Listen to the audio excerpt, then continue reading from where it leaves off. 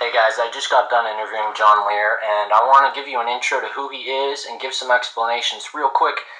He was a Area 51 whistleblower, and you're going to notice the conversation starts like 2 minutes, 3 minutes in. I was receiving interference the whole time I was talking to him. My camera started acting weird. All of my recording equipment, let's just put it that way. All 3 different parts of my recording equipment, not even including the phone, all were receiving interference during this interview. So the interview does start 3 minutes late. But some of you don't know who John Lear is, so I'm going to tell you real quick. John Lear was a commercial airline captain for 40 plus years. He's the son of the Lear jet inventor. He's flown over 160 types of aircraft in 50 different countries in all types of flying: experimental, airline passenger, cargo hauling, movie works, stunt flying, aircraft ferrying, airdropping missions, speed racing, and flew for the CIA on all types of missions during the Vietnam War between 1967 and 1973. In 1988, John met Bob Lazar, a scientist who worked at the Department of Naval Intelligence in an above-top secret program which involved back engineering a propulsion system from a crashed extraterrestrial craft. And I want you to take one more thing in mind. John is known worldwide in this area. So we're very lucky to have him on as a guest today. Enjoy. People, the massive turnout was not expected, but there was over 600 people that showed up, a few hundred, and we had to actually add an extra night to accommodate all the people. Well, it ignited a firestorm of UFO information, and it got so that it was so busy that my wife had to turn off my telephone and change my telephone lines and take all my files and put them away because she was tired of so many people calling. But Officer of 88, a guy named Gene Huff called me, and he was a appraiser in town. And he says, John, I'd like to make a deal here to get your information. I'd like to know how much it would cost. And I said, well, I'd like to help you, Gene, but my wife has hidden most of my stuff, and I don't have access to it now. But if I ever recover it, I'll certainly. Okay, I'm an appraiser, and what I'd like to do is, if you ever need an appraisal, I'll appraise your house and make it. We'll make a change where I'll appraise your house for all the information, or at least a copy of the information that you have. So pretty good, because I was in fact looking at that time for an appraisal of my house to get a second mortgage. So went to my wife and we discussed it. We decided to invite Gene over and make a deal, because we did need the extra cash. So in the summer of 1988, Gene showed up, and he brought with him a friend whose name was Bob Lazar. He introduced Bob, who then told me about his, and then this guy, Bob, introduced himself and gave me his credentials, and they included background and his degrees at MIT and Caltech, and I put those degrees, copies of them, behind my desk, and disappeared. I never saw him again. Wow. But anyway, Bob and I started, or Gene and I started talking about UFOs, and Bob sat there and rolled his eyes, couldn't be more disinterested, and more or less gave us the idea that you guys are nuts. There's no such thing as flying saucers. If there had been, I would have known about it, because I worked at the classified areas at Los Alamos, and that's where this stuff would have been, if there had been any. But in fact, there was stuff. Basically, how did that spark Bob's job at Area 51? Most people who don't know who Bob is, Bob was an Area 51 employee. That's where this story is going.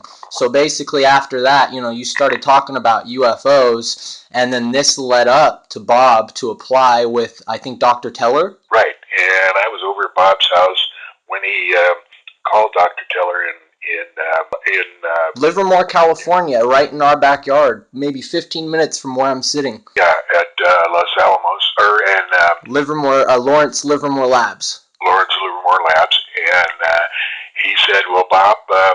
Bob said that he would like to enter the scientific community, and Dr. Keller said, "Well, would you like to work here with me in California, or would you like to work in Nevada?" And Bob said, "I want to work at Area 51." And I thought this was pretty presumptuous, but that's what he did say. And then the next thing that happened was that Bob started getting calls from EG&G, or to go down to EG&G at McCarran Airport and get interviewed. And there was 3 interviews. I remember him coming back from the first one, and he said that he had aced the interview, that he had really told them what they answered the questions really scientifically and really well, that they were very impressed. On the second interview, I remember the first question that Bob told me they asked was, "Do you know John Lear, and what is your information about John?" And said, "Yes, I know John. I think he sticks his nose in places where it doesn't belong." And what Bob told me then was he also sticks his nose in places where it doesn't belong. So he didn't mention that to them at the time. No. But they'd find out, sure enough, in the future. So then December 6th was his first trip up there, and I was flying for American Transair at the time. And he came over to my house a couple days afterward and told me that he sat down, he said, "I saw a disc today." And I immediately, "Theirs or ours?" And he said, "Theirs." And I said, "Did you get a picture?" And he said, no, it was at Area 50. And I said, "You went there?" And he said, "Yeah." He said, "They took me there, and I more or less was hired." So that's when he told me that he had seen it. And I said, "Well, Bob, why are you over here?" I said, "Why don't you work for a couple of months and then find out what's going on and then tell me, because and it's going to be a lot of problems when they find out who you're visiting." He said, "Well, it's like this, John. I've seen you take so much flack over the last 6 months that I wanted to tell you you were right. You were right on. It's all true.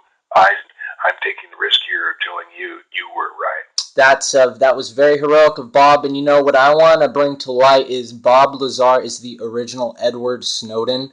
I don't think I've ever heard anyone say that, but that's what I truly believe. Right. Bob Lazar was the first Edward Snowden. Right. That's right. And that is a huge part of the story that I want people to realize. Bob, in some ways, is bigger than Edward Snowden because this goes beyond our earthly concerns. This is connected to the source. This is connected to everything. Right. So basically, next, Bob tells you about, hey, they're test flying a saucer. We're gonna go out to he took you to the black mailbox, I believe. No, it was beyond that. He said they're gonna. This was on let's see, April. This was March of '89. It was the month before I was born, because the month later was the security incident. I remember on the day I was born. March 22nd of 1989. And he said, actually it was the 21st, because he said, "John, they're going to test fly tomorrow night. Do you want to go and see?" And I said, "Yeah, how?" And he said, "Well, I know a road on the backside of the test site that we can drive in, and we can not violate the security roads." And I said, "Okay." So the next night was the 22nd of Bob's wife and Bob. We got in my motorhome and we drove into the backside of the security of Area 51 and stopped just short of the line. I took out my telescope, and as we were setting it up, it was actually about 10 minutes to 9 in the evening. And as we were setting it up, we saw a bright light coming up behind the mountains, looking over at Groom Lake, and it began doing high-speed maneuvers, looked like us, fast changes in speed and direction. And so I finally got my telescope set up, and had a chance to look at it. And just as I started looking at it, it started settling down behind. I got a good look at it as it started settling. It was obviously a disc, fine disc. It was a golden color. It was radiating something gold, and I don't know what that was. It was radiating off the platform of the vehicle, and as incredible as it seems, we had a video camera sitting on the bumper of the motorhome, but nobody thought to pick it up and take a picture. But anyway, we watched it for about 5 or 6 minutes when it disappeared, and I tried to get Gene Huff to take a look, but as I turned around to let him look, I accidentally hooked my foot around one of the tripod legs and hooked it so that it moved the tripod and couldn't see it. Oh, man. So, John, getting into the last question here, because next week you'll see what I'm going to lead into here. So 2 weeks later, you had your first encounter with the intense security on the day I happened to be brought into this earth, April 6th, 1989. Tell the listeners what happened that night, and then that's where we'll leave it off for next time. Okay, April 6th was the third time we went out there, and there was me, Bob, Gene Huff, Bob's wife, and his sister. We rented a car because the motorhome had a bad, and we started driving down this road, and we had in the trunk a Geiger counter. Bob, for some reason, had brought a pistol with him, and we started driving down this road, and in front of us we saw lights. It was like 2 or 3 cars, and we kept going, and then pretty soon it looked like they were heading for us. So I said, okay, let's turn around. We don't want to get caught around here. And Bob said, no, I can't afford to get caught because I work there. And so we turned around and headed back down this road towards the highway 375, I think it is. And and I security was going to catch us, so we stopped. I jumped out, started setting up the telescope. Bob said, I'm going out into the desert. You guys come and pick me up when security's gone. And he headed out into the desert. About that time, security stopped, slid to a halt, and I ran up to the security guard, and I said, what do you guys want? Are you doing a dope deal here? And they said, no, we're not doing a dope deal. We need security here, and we need to see your driver's licenses and social security cards. So we showed them that, and they said, okay, you need to get out of here. We can't force you to leave, but we can make it awful uncomfortable if you do stay here. So we started out, actually we went out, and then Bob came out of the desert and unfortunately made some comments like that he had his his gun pistol pointed right at one of the guys and was ready to pull the trigger if they tried anything, which unfortunately was recorded on. But anyway, when we got Bob, we started out and hit the road. And as we hit the road, the sirens and lights of Lincoln County Police were on, and we were stopped by them. And they told us to pull over, get out of the car, put our hands up on the roof. And he said, I got 2 questions. I want to know where the gun is, and I want to know why is there 5 people on the in the car now when there was only 4 at the test site.